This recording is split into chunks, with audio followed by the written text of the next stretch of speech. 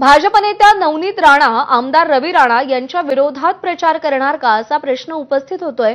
कारण कार्यकर्त्यांच्या आग्रहामुळे आमदार रवी राणा यांनी स्थानिक स्वराज्य संस्थांच्या निवडणुका स्वतंत्र लढवण्याचा निर्णय घेतल्याची माहिती आहे। स्वबळाचा निर्णय 1-2 दिवसात आमदार रवी राणा हे स्वतः जाहीर करणार असल्याची माहिती आहे। 3 दिवसांपूर्वी युवा स्वाभिमान पार्टीची महाराष्ट्र कार्यकारिणीची बैठक झाली, ज्यात भाजपसोबत युती करणार असा ठराव केला गेला होता। हे विशेष, मात्र कार्यकर्त्यांच्या आग्रहामुळे स्वतंत्र लढण्याची तयारी पूर्ण झाली आहे। भाजप आणि युवा स्वाभिमानी पार्टी यांची युती न झाल्यानं आता नवनीत राणा आणि आमदार रवी राणा एकमेकांविरोधात प्रचार करणार हे जवळपास निश्चित झालेलं आहे।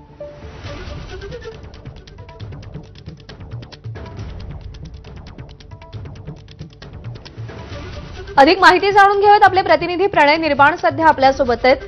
प्रणय, या दोघांची पती पत्नींची राजकीय वाटचाल आपण पाहिलेली आहे। जय पराजयात ते कायम एकमेकांसोबत असलेलं देखील आपण पाहिलंय, पण आता या स्थानिक स्वराज्य संस्थांच्या निवडणुकांमध्ये मात्र नवनीत राणा रवी राणा यांच्या विरोधात प्रचार करणार का? काय चित्र पाहायला मिळेल अमरावतीत?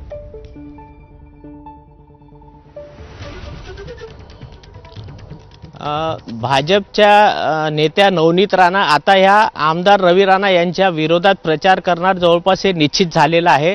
स्थानिक स्वराज्य संस्थेच्या निवडणुकीमध्ये आमदार रवी राणा यांचा जो युवा स्वाभिमान पार्टी आहे तो स्वतंत्र लढणार असं जवळपास निश्चित झालेलं आहे।